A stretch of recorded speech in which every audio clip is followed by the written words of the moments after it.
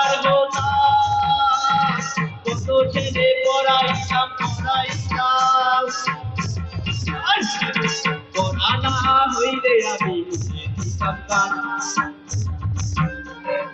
পড়া না হইলে আমি দিতাম গান সংসার করেছে ভগবান রে সংসার করেছে ভগবান সংসার করেছে ভগবান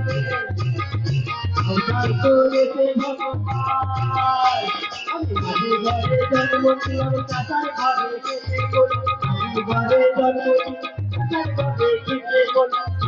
আমার সাথী সারা ভাই সংসার করেছে ভগবান